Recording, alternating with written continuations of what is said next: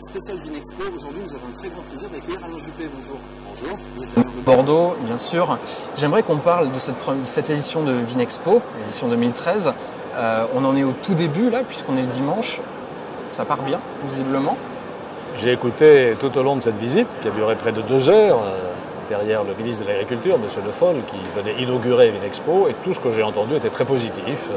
Ça a commencé ce matin, beaucoup de monde déjà, venu évidemment de tous les coins du monde, puisque vous savez que c'est la plus grande manifestation consacrée au vin et aux spiritueux sur la planète. Donc on vient d'Amérique, on vient de Chine, on vient du Chili, enfin je ne vais pas énumérer tous les pays qui sont présents.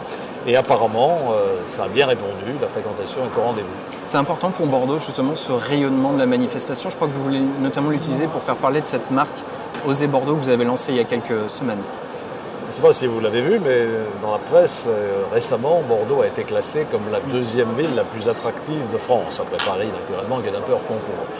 Elle le doit d'abord à la métamorphose urbaine qui a transformé cette ville depuis 2 décennies maintenant et qui va continuer dans les 2 décennies de Bordeaux, mais elle le doit aussi à l'exceptionnel rayonnement de son vignoble et au prestige de ses vins. Et quand on dit Bordeaux, partout sur la planète, tout de suite, le nom est assimilé au vignoble. Et donc pour nous, une manifestation comme celle-ci est très importante. Elle renforce ce rayonnement de Bordeaux. Sur le plan économique, la filière vitivinicole est quelque chose de majeur pour l'économie régionale, pour l'économie nationale aussi, bien entendu.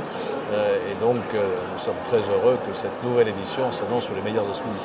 De votre point de vue, quels sont les principaux défis qui attendent le monde du vin dans les prochaines années? Ces défis sont nombreux. D'abord l'évolution de la consommation. La consommation nationale, on le sait, continue à baisser, ce qui est une tendance historique. En revanche, la consommation mondiale augmente dans de nouveaux pays, sur de nouveaux marchés. Tout le monde pense à la Chine, mais il y en a d'autres aussi. On citait par exemple au cours de l'inauguration le Nigeria, l'Inde aussi. Et donc le défi, c'est de s'adapter à ces nouveaux marchés, c'est d'être présent sur ces nouveaux marchés. Et vous savez sans doute que les viticulteurs bordelais sillonnent la planète en permanence justement pour se porter à la rencontre des consommateurs. D'accord. Un mot sur Bordeaux Fête le vin. Prochaine édition à Bordeaux, ce sera 2014, on en parlera un petit peu plus tard. Mais en tout cas, c'est un concept qui s'exporte très bien. Que faut-il en attendre dans les prochaines années ?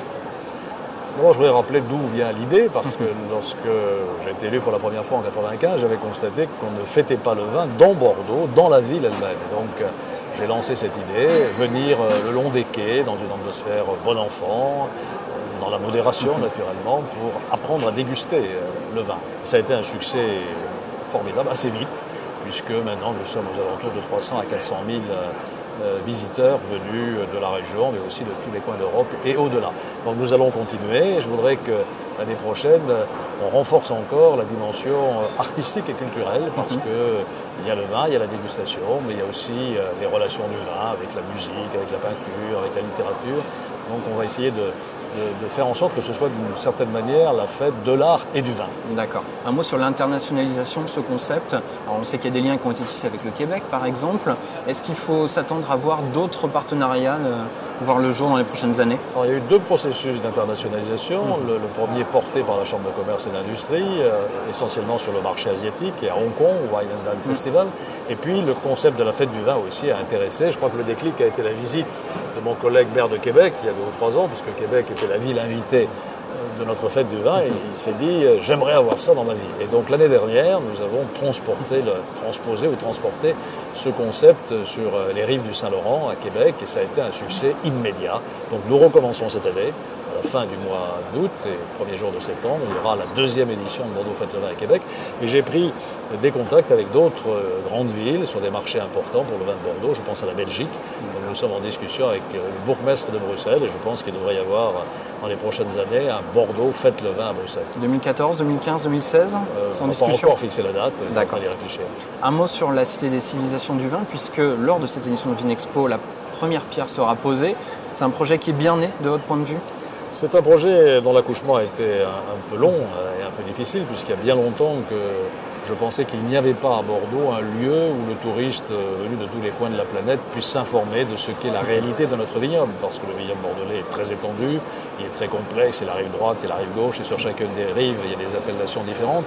Donc la fonction de cette cité, ce sera d'abord de faire connaître la géographie, mais aussi l'histoire, la culture, la dégustation du vin. C'est un très beau bâtiment, très audacieux, avec une courbe qui rappelle peut-être le mouvement du vin dans le verre, un belvédère, un restaurant qui permettra d'avoir une vision panoramique sur le fleuve, sur le nouveau pont, mais aussi sur la ville.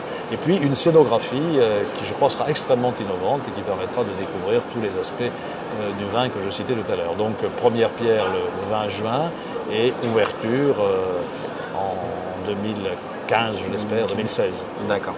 Visiblement, de nombreux mécènes vous suivent sur ce projet-là. C'est signe effectivement de l'importance qu'a le projet. La condition sine qua non de réalisation de ce projet, c'était que le monde du vin y croit et s'implique dans l'opération. C'est le cas.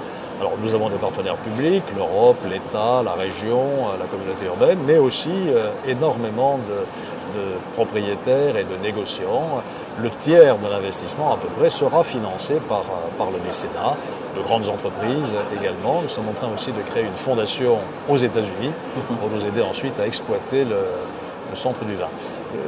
J'utilise toujours une image qui n'est peut-être pas très poétique, encore que le cœur fonctionne de cette manière-là, c'est l'image de la pompe aspirante et refoulante. L'idée, c'est de faire venir dans cette cité 300, 400 000 visiteurs parmi les touristes qui sont à Bordeaux chaque année, et puis ensuite les inviter à aller sur les routes du vignoble, qui sont nombreuses, y compris à partir du fleuve, puisqu'il y aura un ponton au pied de la cité du vin, et on pourra prendre un bateau pour se rendre soit à Pauillac, soit à Libourne et à Saint-Émilion. Donc des partenariats qui vont être noués avec des propriétés, avec des appellations. Bien sûr, et l'Office du tourisme travaille à ces routes du vin qui existent déjà, mais qui seront évidemment développées et portées par cette nouvelle initiative.